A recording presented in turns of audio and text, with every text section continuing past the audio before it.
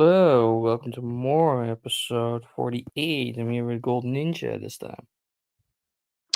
Hello, thanks for having me again. Um, shall I do a quick self-introduction again? Sure.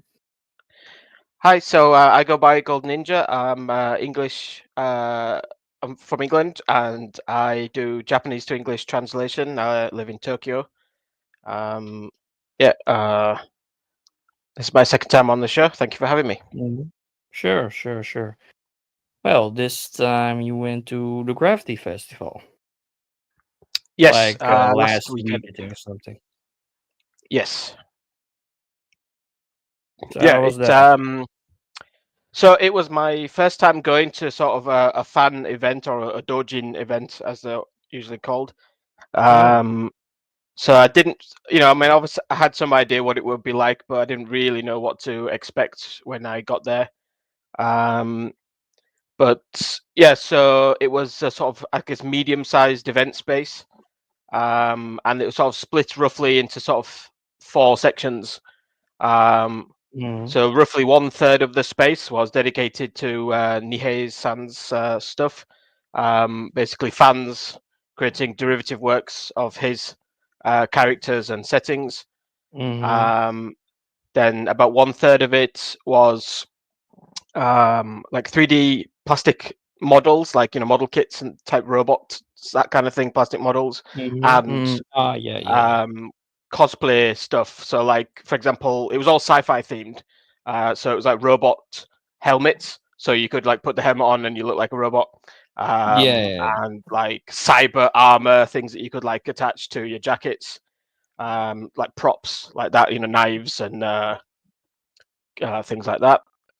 There's also Mm-hmm. some cyberpunk stuff there. So someone has made the Sandevistan from the cyberpunk anime, and you can like sew it into the back of your jacket, and you get like that spine Mm. that glows and lights up. Things like that are pretty cool.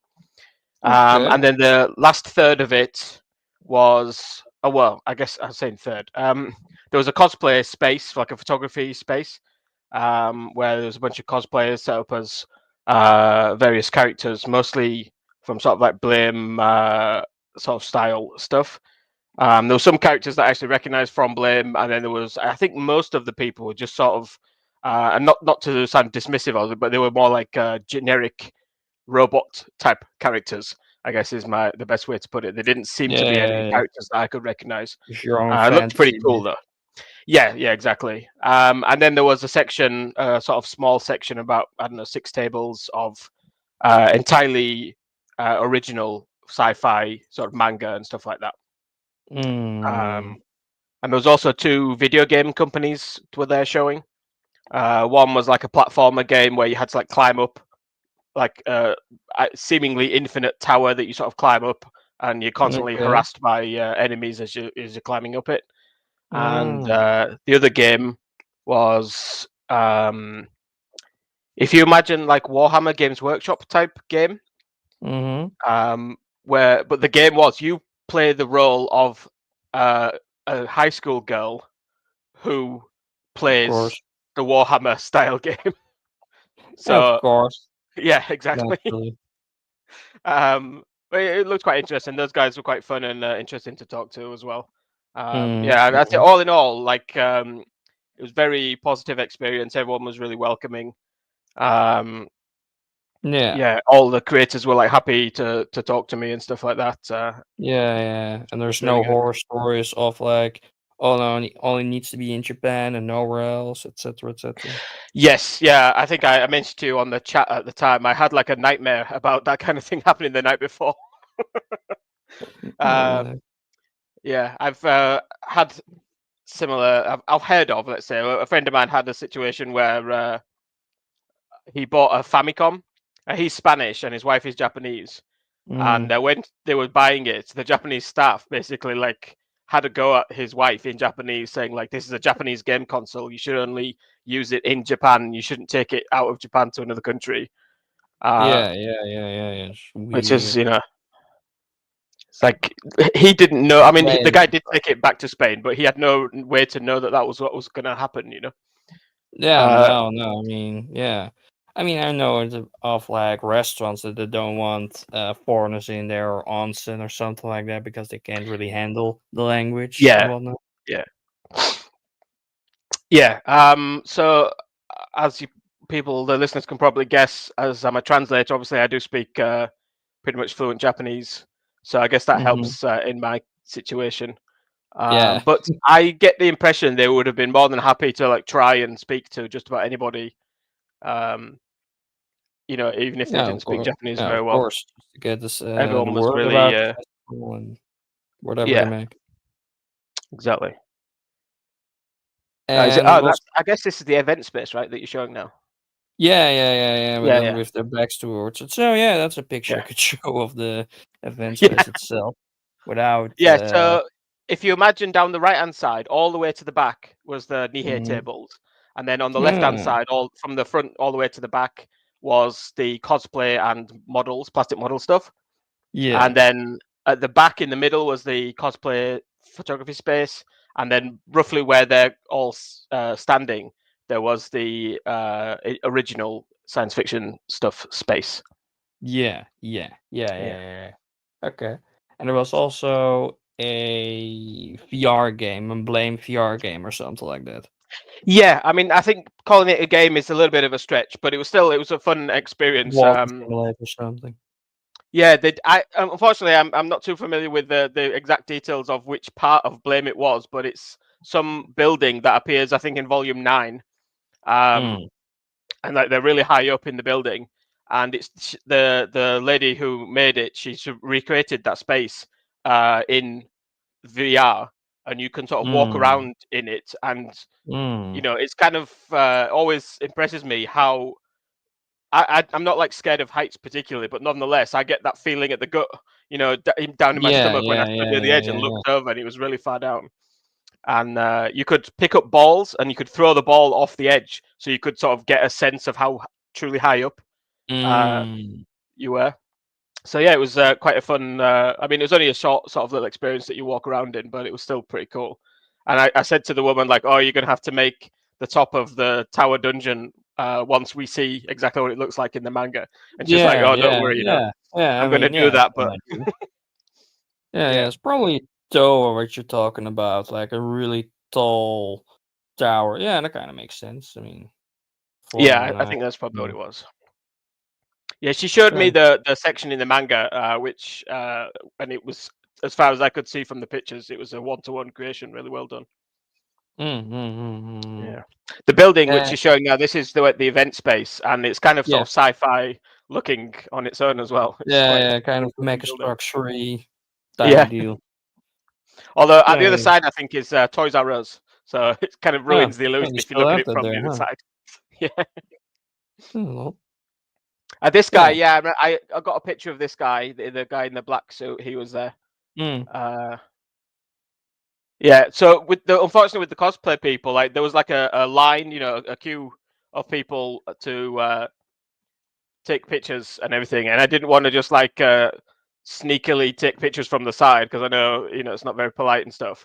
And then so I was looking No. around at all the stalls, and by the time I'd sort of uh, done a lap around the stalls, most of the cosplayers had like got changed back into their regular clothes. No. Um, as you can probably imagine, wearing this much sort of plastic, it's incredibly hot.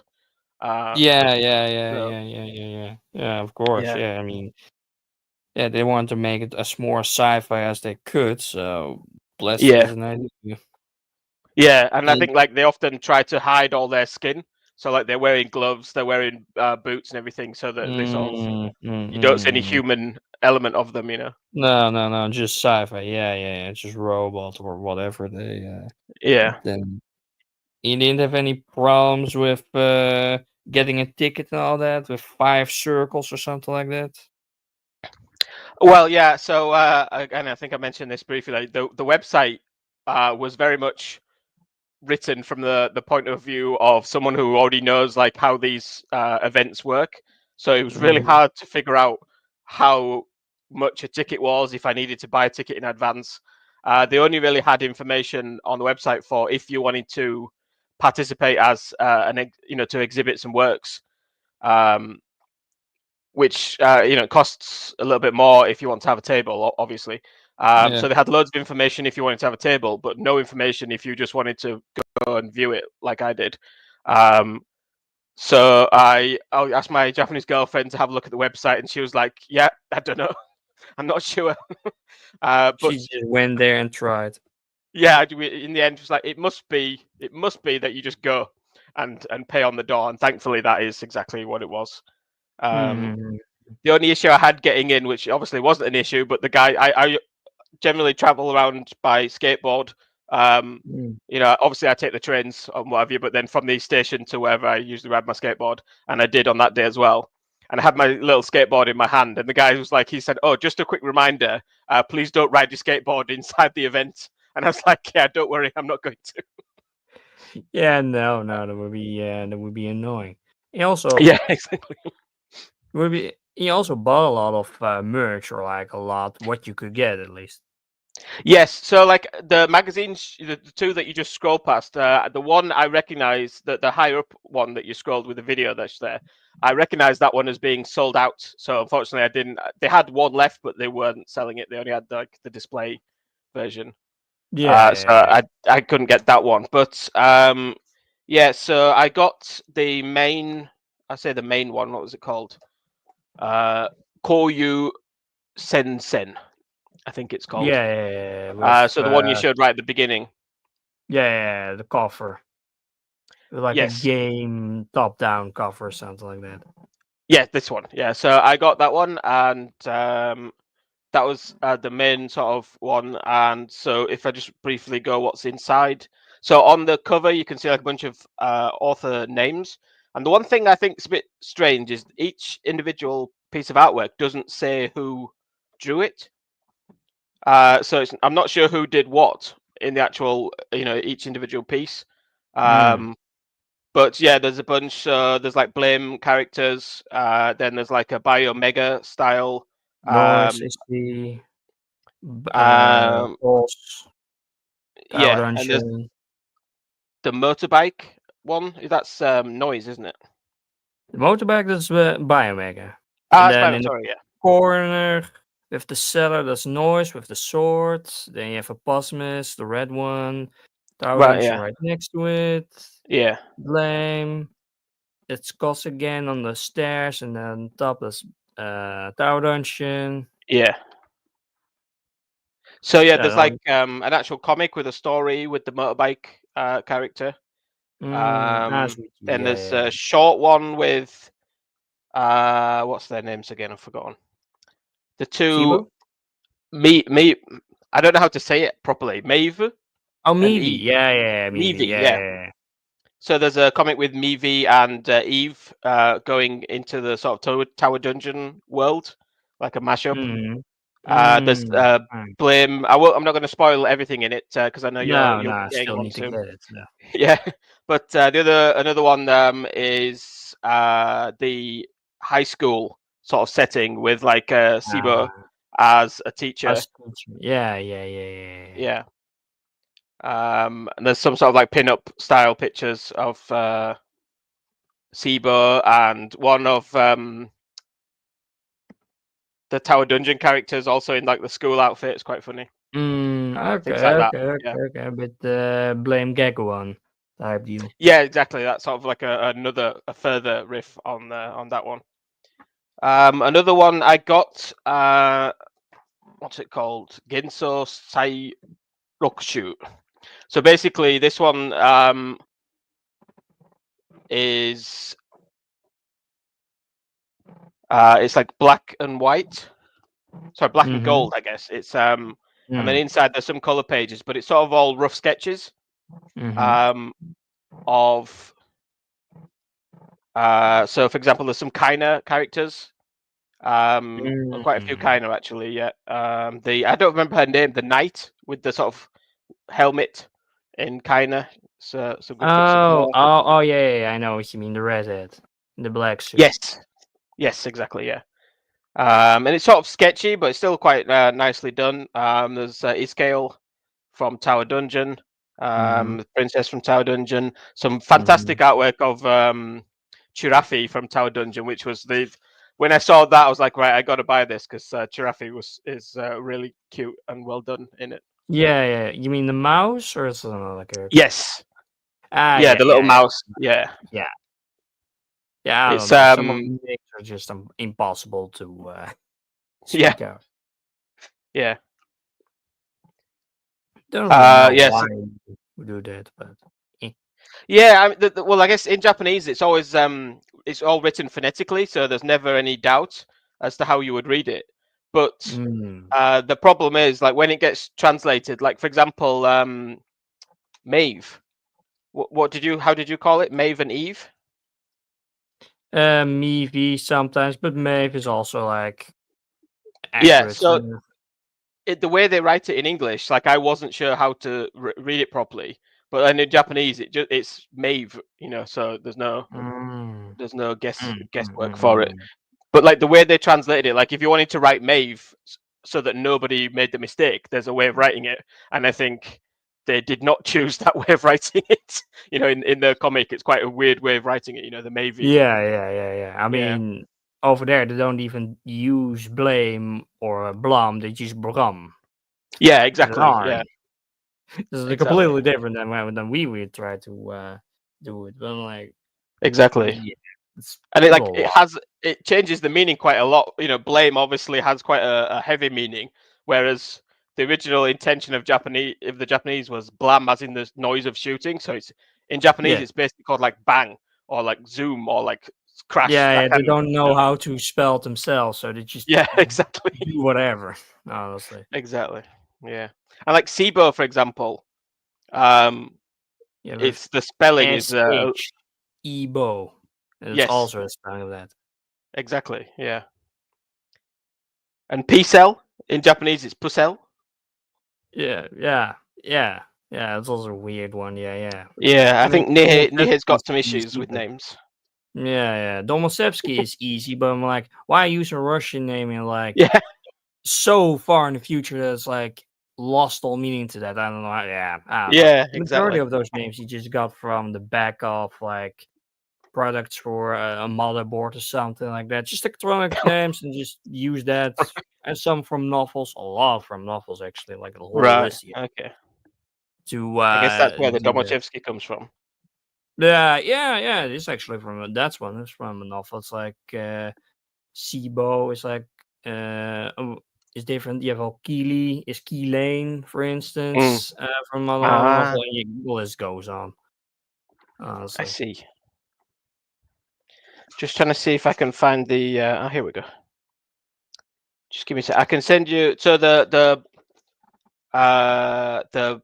black and gold book. I can send you the person's Twitter just on the chat in a sec, and then you can probably find a picture on it. Just let me.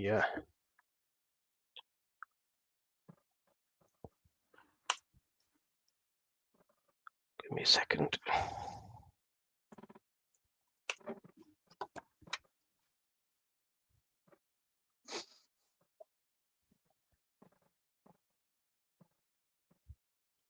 Okay, I'll send you it. I'll send you over Discord, yeah? Yeah, sure.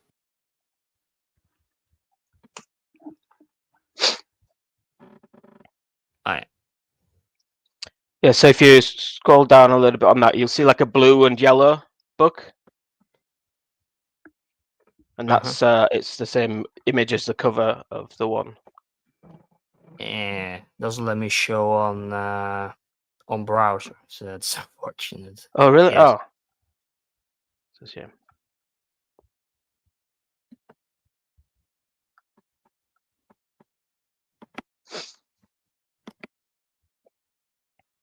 Maybe another way.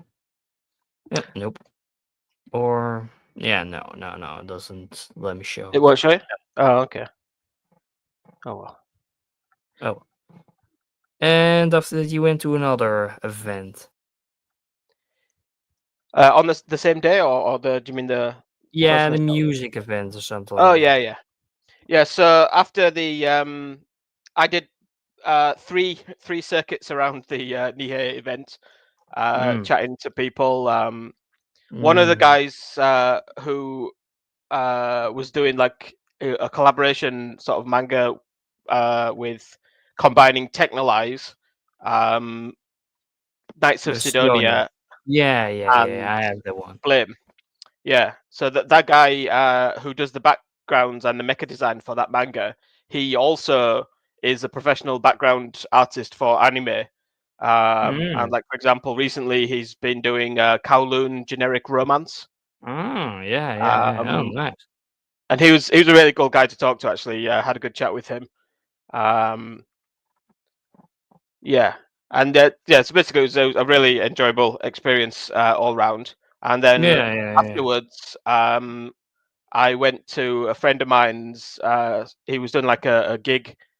It was like a music festival in Meidai Maya, which is not too far away from where I live here in Tokyo. And basically, like, throughout all of Saturday and Sunday, there was a bunch of different artists playing, usually sort of just like a 20-30 minute set, and then a different artist comes on. I was really sort of all sorts of different musicians. Like the first day was a lot of sort of idol type groups, which I didn't go to the first day, but it was also raining, unfortunately, that day, and quite a few of the artists couldn't perform. And my friend lives nearby, so they called him up and said, "I know you're supposed to be here tomorrow, but can you come and play now as well?" So he played both days in the end. But yeah, so I went to his gig. He's an acoustic, sort of singer-songwriter style.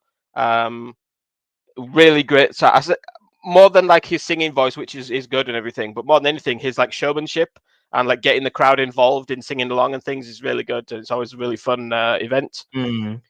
He was then followed by like sort of really heavy sort of punk, hard rock kind of act.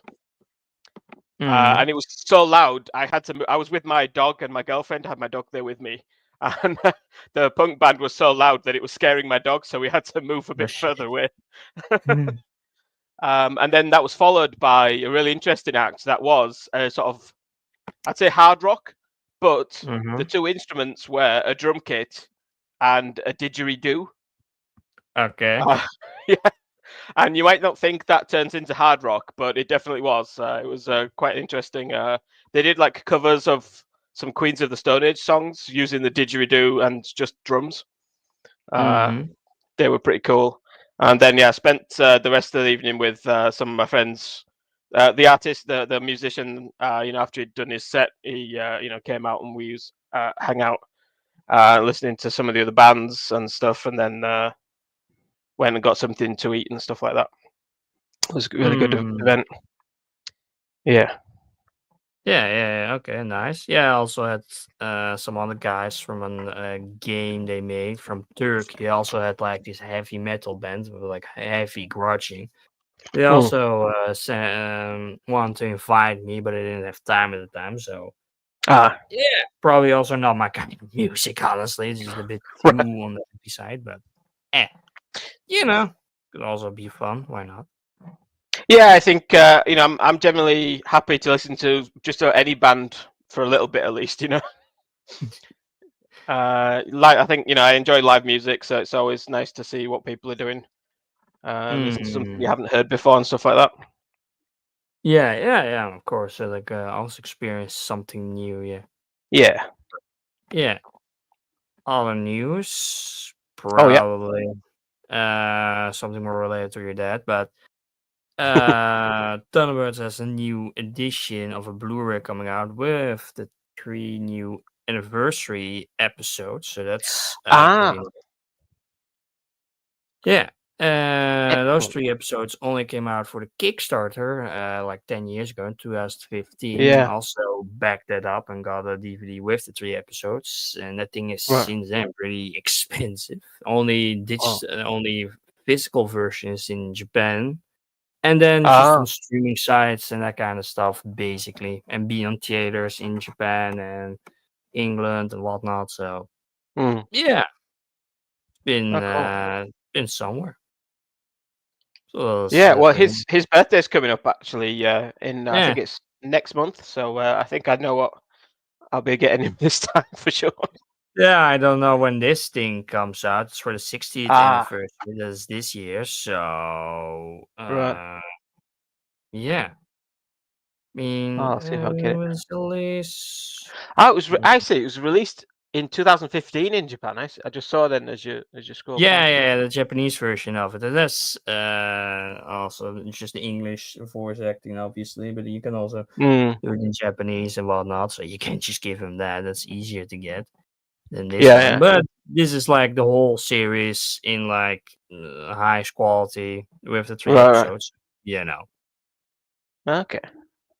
Cool. so it's not too bad, honestly. I don't know if I'm getting it because I have already all the episodes Mm. and the other 3, but that's in DVD quality, so it's a bit less. But Yeah, I mean, considering the quality it was originally in, it's yeah, they have to upscale it a lot and just yeah, do it. So, but, it's something at least. yeah. It's pretty cool that it's still got enough popularity to sort of warrant getting these kind of releases. Yeah, I mean, there's just nothing else like it in Mm. puppetry that they really do out there. I mean, I remember like in the early 2000s, it was also really popular and was in stores everywhere, and it was already like 50 years old at that point, or like 40 years old at that Mm. point. So, I mean, I also remember from a video that like the Tracy Islands play set was like in the Yeah, 90s, like the most wanted thing that everybody wanted to have, and I was like a good 30 years after the show initially came out. So I'm like, yeah, it still does something for kids to be watching. yeah, yeah. It was. I wanted it myself. Didn't get Mm. it though. I got it, but then the early Oh. thousands, not the 90s. So that's the like the new version with sounds and whatnot. That Mm. reworked version, but yeah, and yeah, what more? Yeah, hmm, never mind. Yeah, Um, mm, I can also talk a yeah. bit about the Shiro Masamune exhibition. Oh yeah. Sure. So it's still ongoing right now, but a couple of weeks ago, I went to the Shiro Masamune exhibition, which is I guess it's Ghost in the Shell and the what's the word? Traces of Creation, I guess, is the title Mm-hmm. of the exhibition. And it basically goes, it was again not too far away from where I live, just about 20 minutes on the train. Um, Easy. like I guess a literature museum or space. I guess I don't really know. Mm-hmm. Oh, there we go. Ghost in the Shell and the Path of Creation. Okay, I said traces. Sorry. Yeah. Um, Yeah. yeah, I know. so it basically it was a quite large space, and it sort of went through his sort of history. So starting, with what he started off doing, and you sort of walked around the room. It was quite a confusing way to walk around, if I'll be honest. It wasn't Mm. obvious. Each was numbered. It was like 1, 2, 3, 4, 5, 6, 7, but 2 was not next to 1. You went through 1, and then you had to like turn around, go around a corner, and then you'd find Uh-huh. 2, To and get then like 3 was a back. maze of some kind. Exactly, yeah. So getting around in the correct order was quite difficult. But yeah, it was really great. So in addition to just general sort of pictures that you've definitely all seen from his various works, they Mm-hmm. also had like the rough sketches, um, and like you could see like his layouts, and then the sort of line work, and then because he colored a lot of the pieces, um, so there was like color works as well. Mm-hmm. And yeah, it was really really great to see like the creation process of how he puts the pieces together. And it was also nice to be able to see like how his sort of style evolved from the early days with what was the first thing he did? Let me have a look. Black I bought Magic? the book. Yeah, I think Black Magic was the first thing. Yeah, Something like this? I don't know really. Like I nowadays you think. just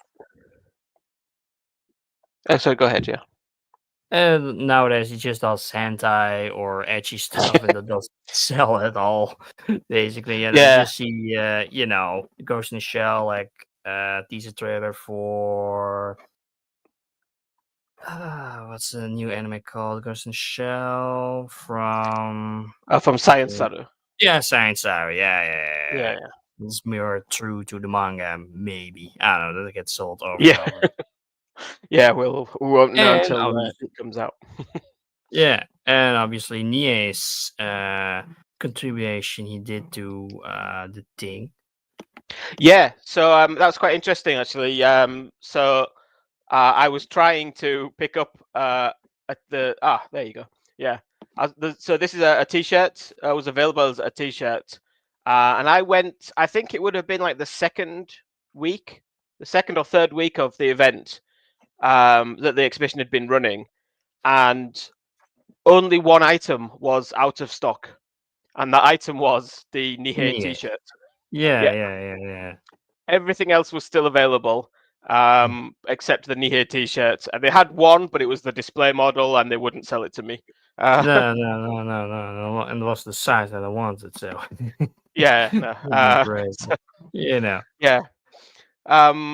But yeah, it was sold out. And then so I initially went with some of my coworkers, and then a different coworker went a few weeks later. And so I asked him, like, "Oh, when you go, could you see if they have this T-shirt?" And when he went, it was sold out still. And when I went to the Nihei Gravity Festival, one of the guys was wearing the Nihei T-shirt, and I was like, "Oh, you got it! I can't believe it! I'm so jealous."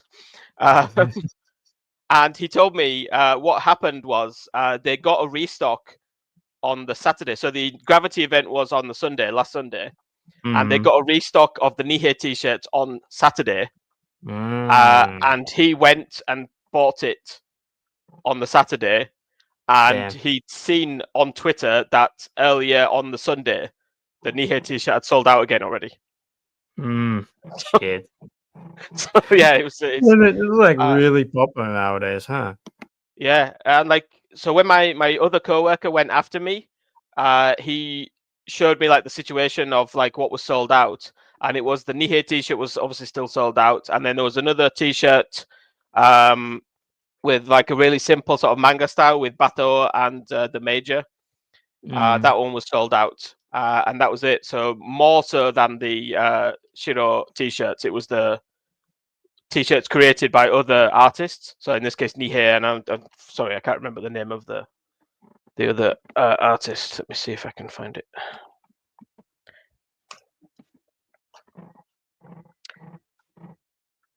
Let's have a look.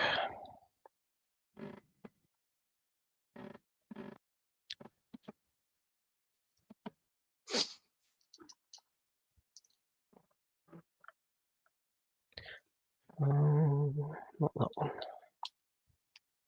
Yeah. Here we go. So yeah, Nagaba. So I'm gonna Google his name because I don't know who this guy is. Yeah, sure. I mean, yeah, I guess if Nie had done that shirt for like in a Sapasme style, I think it wouldn't sell as much because there was a bit like less detailed, there's less black in it, and this would be better for for this kind of works. But yeah. Nagaba Yu is the other artist that the T-shirt was sold out. So yeah, let's see, Sloppy Paradise is apparently their most famous work. I don't really know them. It's quite simple sort of line style. But yeah, those two T-shirts were the only two that were sold out still. Yeah. I mean, I've seen them also going online for like 50, 70 euros sometimes. Right after they go up. Yeah, the market can get crazy with stuff.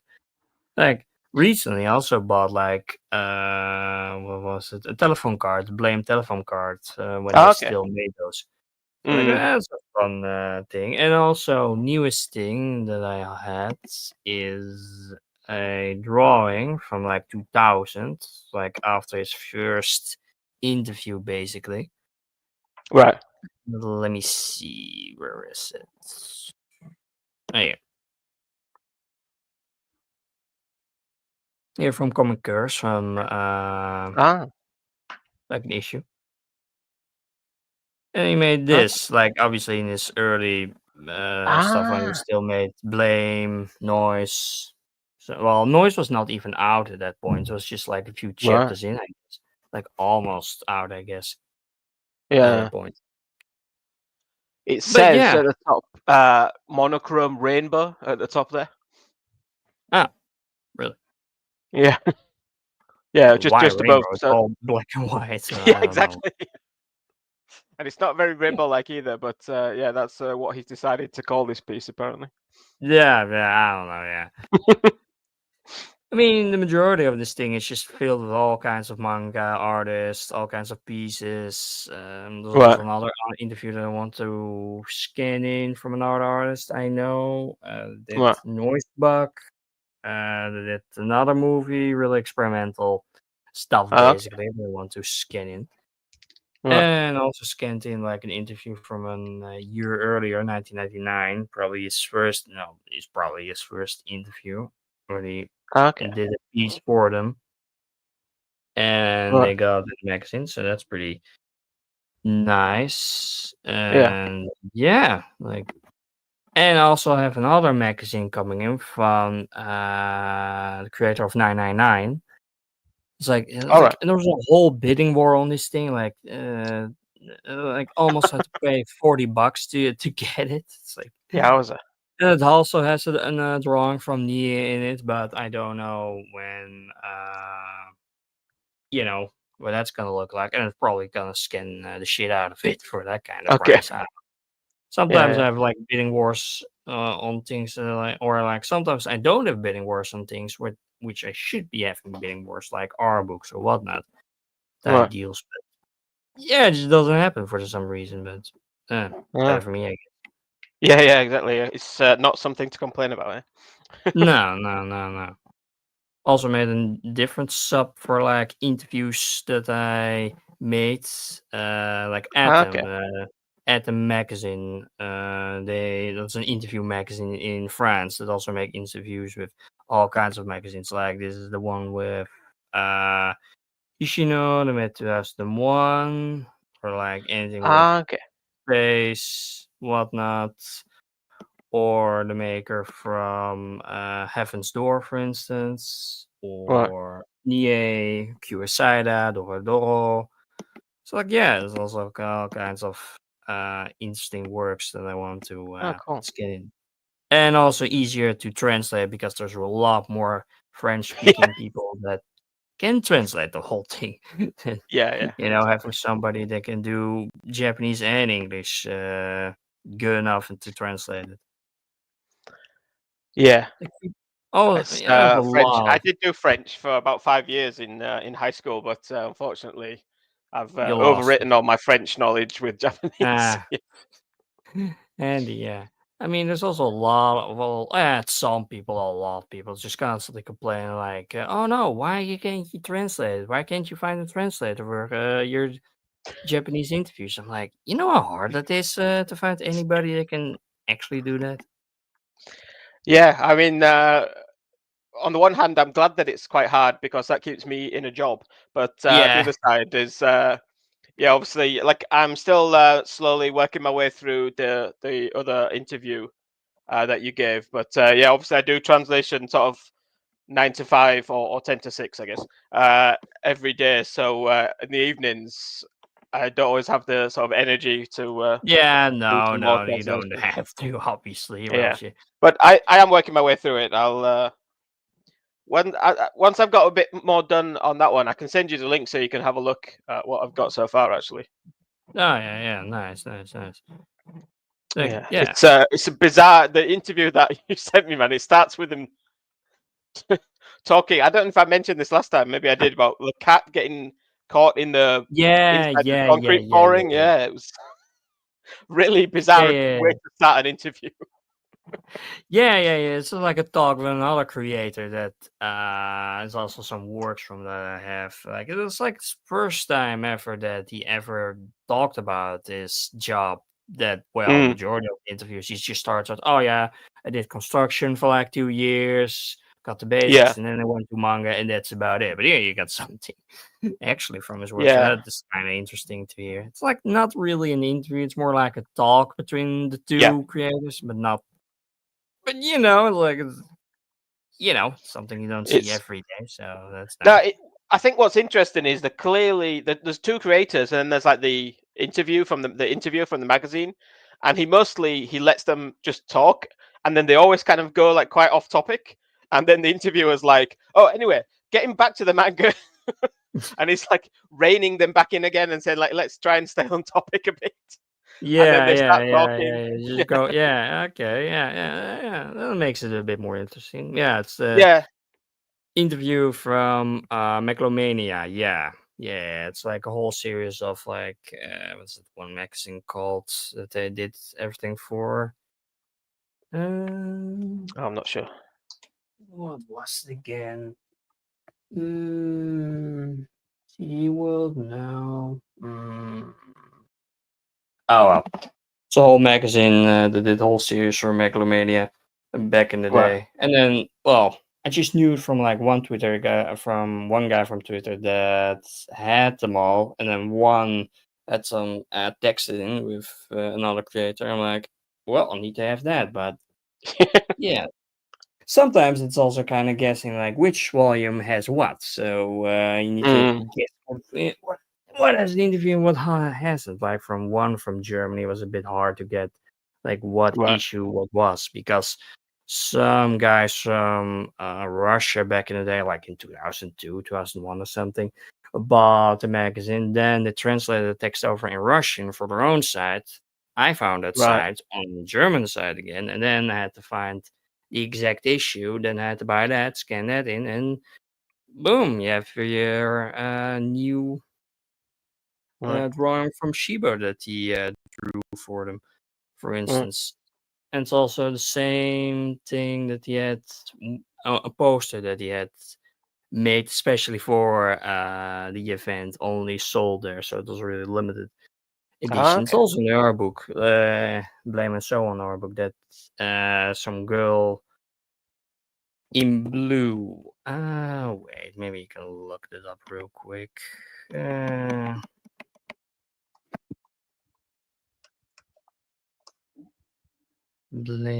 Girl blame. in blue.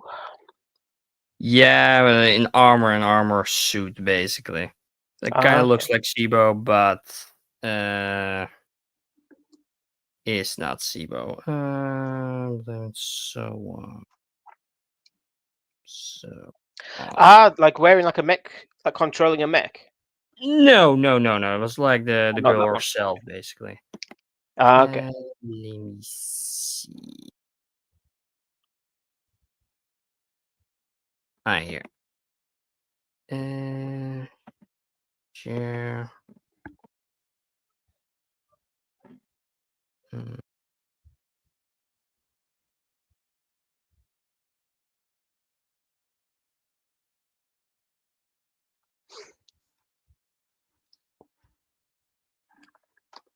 But yeah, it's like a lot of that's in the art book is like not well documented where it came from. I'm like, oh yeah, it comes from this comic magazine. And I'm like, yeah, what comic magazine? What year?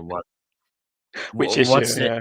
even the name of the comic? They don't really do it well. They do say for like comic characters to say comic book. I'm like, great. Uh, What magazine might that be? And like, oh yeah, fun. it's one of the Uh, comics. One of the comics. That one. like yeah. This one was for Comic Cares, made back in 1999. Like step by Right. step how that was made Okay. back in the day. And then, yeah, just all that kinds of different pieces, basically. Right. Um,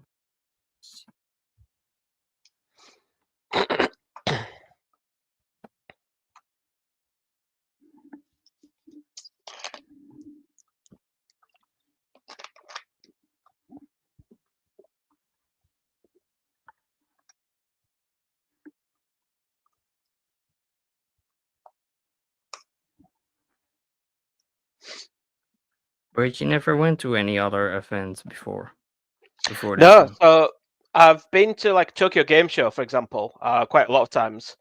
Mm. Which is obviously it's not a fan event like this, but that's probably like the closest event I've ever been to. Obviously quite different still, but yeah, it's Mm. about the closest thing I've ever done. I see.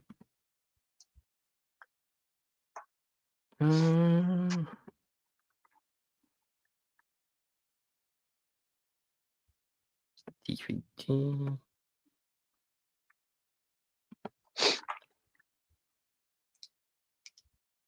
Going through the whole thing.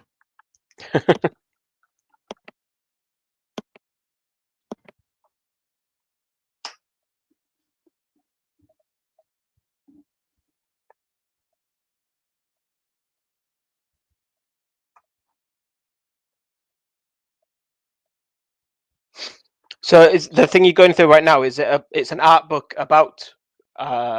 It's not actually Blame Gakuin, right? It's an art book which features like. No. It's the actual Blame and So On art book from 2003. Yeah, great Right. naming Okay. it. You have Blame One and so on, and then it makes sense for Blame One because it's different stories in one volume, and this is Blame and So On, just other artworks that he made, other Megalomania, any stuff that he had basically. So like Noise and Blame. And ever Right. since then, Okay. he never really made any art books anymore. Yeah, just Yeah. Yeah. movie art books were like Sidonia movie, Kaina movie, that kind of stuff. But that's just concept artwork for the movies basically, but not much else really. Right. I mean, you could easily make two other art books easily and sell them and get a Yeah. lot of money out of that, but he hasn't really done that for some reason. And the art book is also hard to get. Well, except the French one. That's you can still buy it for like 25. Okay. They have also an Italian one, from like 2016 or something like that. Ah, yeah, this one. Yeah, this is from Boomkai in Okay. Germany. Like I know actually one from Discord that has this thing for like and bought for like 300, or like it was bought Oh, for him for his birthday for like 300. So like okay. yeah. Jeez. Which is also signed. I'm like really jealous that he has the damn thing. So like, yeah, you know, you can't have everything. I already have No. a lot of things. And, like it's also Yeah. this bear. There's also like a limited edition. That's from like Japan Expo 4 or something like that in like 2002 or something like that. I don't remember. Okay. Yeah, it doesn't look like his sort of Yeah, 2002 France. Yeah. right. Oh, I can see it's a robot teddy bear, isn't it? Yeah. That makes more sense. Yeah. Like, yeah, it's just filled with all kinds of artwork from back in the day. It's also from a magazine, also from the same with Megalomania.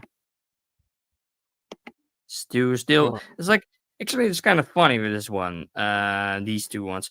It's like you know that the daughter of what's the guy? What is it called? It's like what's the guy called again? Basically a guy that's in Asian martial arts, really big guy, American, Steven really Seagal? yeah, Steven Seagal, yeah, and his Right. daughter is Japanese, made a Okay. novel, and he had some images made for that novel, and that's what you see in here. Ah, So yeah, there's a connection between Seagal's daughter and yeah, right. in the early 2000s for Ah, some Ayako odd reason. Fujitani, is that her? Yeah. Yeah. So like, I don't know how many daughters she had, but one made it was a novelist, Oh, yeah. It's this one. She's a novelist. and yeah, he made this for her for some reason. Yeah, I don't know, Wow. weird connections, but yeah, and yeah, Wow. mm. Did any other particular things happened in the meantime you were off the show? No, I think not a lot going on, unfortunately. I'm guessing that so a couple of months ago there was a contest in Sirius, which is the magazine that currently publishes Tower Dungeon, and I hunted down the print magazine because you have to buy it in print because it's got like a coupon inside that you need to send away. But I haven't heard back from them, so I'm guessing I didn't win the signed Nihei picture, unfortunately. Yeah. I've heard of that. Yeah. They also had a lottery for all stuff, basically, like all plastic stands and all that kind of stuff. Bit scammy, get it all. Yeah, it was. Yeah, exactly. So they're trying to encourage you to purchase the paper magazine, I guess, to try and keep the sales up. But as you said, it's a bit scammy. Oh, hang on, the one you mentioned, yeah, that was, to me, in my opinion, people are welcome to spend the money how they like, but yeah, that one was a full on scam in my opinion. You just had to purchase chances to win for that thing, wasn't it? Yeah. Bit of a All these dodgy plastic website, in my opinion. stands and portraits and like limited edition stuff and that kind of stuff. Yeah. Oh yeah, now I see it. It's Studio Voice that Megalomania was in. Like also Okay. like a guy also from Twitter that also like back in the day he was a seller, probably still is, and he has all this crazy merchandise from back in the day, all these magazines, manga, interviews, whatnot. And he actually was in a comment for Studio Voice. He had like I bought a magazine some few years ago. And I thought like, oh, Nia's in there. I had to find it, and I'm like looking through this whole thing, and like I didn't find anything except this one comment about his work. And then I go on Twitter, talk to this guy, and he is actually the one that commented on this thing. So like that brings the whole thing together. Like, oh yeah, I have that magazine. I'm like, oh yeah, like was looking for everywhere for like something interesting. And, oh no, it's just him commenting on it, but. Yeah, I don't know. It's like some really nice stuff actually. Right. On this Twitter. All Right. kinds of magazines from like a festival from back in the day. So yeah. I don't know. Cool. This is also fun. Also buying from him. Also send my address to him to buy an interview from him that's also not popping up a la line or like almost never basically. So I'm trying to get that too and scan that in. Like Okay. some magazines for some reason just don't pop at all. There's just Yeah. they're not expensive at all, but they just just not really get sold that much altogether. So yeah, that's Yeah, I the don't kind of really know stuff. what makes it's hard to guess. I guess what I mean, it's hard to guess what's going to be popular and what isn't. And yeah, it's weird that some things, despite having like popular artists' works in them, just don't seem to, they seem to stay under the radar. Yeah. Or like this one interview from Tower Dungeon that comes into a female fashion magazine for some reason. This is like Yeah, this one section. yeah, that was crazy, man. This is It kind of was it weird. Ann, I think was the magazine, wasn't Yeah, it? Anan. Yeah, Yeah. full Like on like girly girls. I'm obviously, I think I said the same thing last time. Girls are more than welcome to read any manga they want, and no one's saying they aren't. But it's a bit of a weird choice from like the super like frilly, girly kind of magazine to to have sci-fi author of like the most fucked up stuff you can think of in yeah, sci-fi, exactly. having that. So, like, doesn't really make sense. Like, how many female Nia fans have that magazine, want to buy that, and then find that in there? Like, yeah, the chance is Yeah, really small at that point. But and obviously, I didn't buy the physical version because what can I do with it? It's like kind of pointless. So I bought yeah. the digital version, Mm. zoomed in that and put it online because how else will you ever find it? It's probably Japanese will probably be not be happy with that because copyright and all that. But Well, yeah. I mean, there's lots of issues with copyright and preservation. Unfortunately, there's no good answer for it. Yeah. It's the same with manga decks now. Like about 7,000 works are just off the map completely.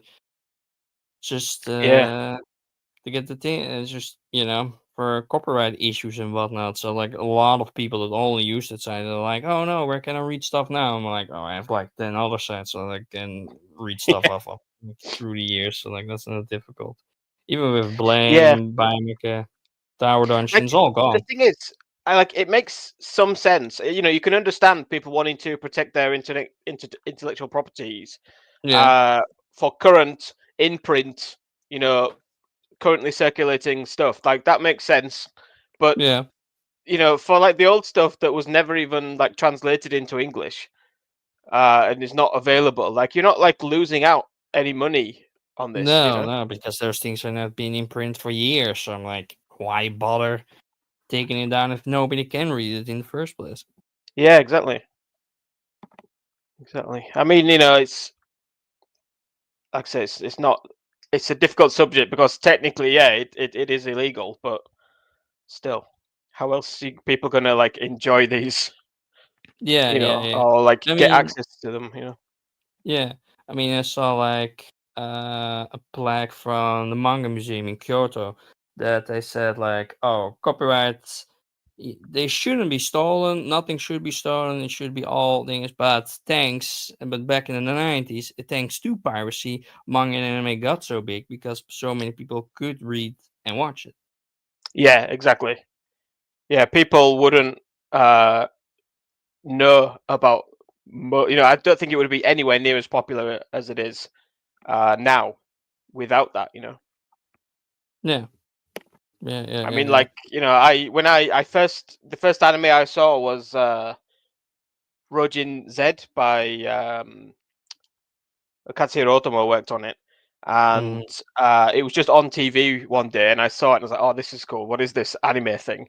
And then I went to and rented on VHS uh, Ghost in the Shell and Akira, because it was sort of pre. I mean, I'm pretty old. I don't know if I mentioned that, but it was like pre-internet days. Nobody was downloading a video off the internet. That it wasn't a thing you could do. yeah. But then, like in my teenage years, like the internet took off along with like various file sharing things, and I was able to like watch things like Evangelion, for example, loads of stuff like that. And then a couple of years after that, when like it was pretty common for these when a lot of people were watching these things on the internet, but like importing them was very difficult because extremely expensive DVDs and no subtitles and things like that.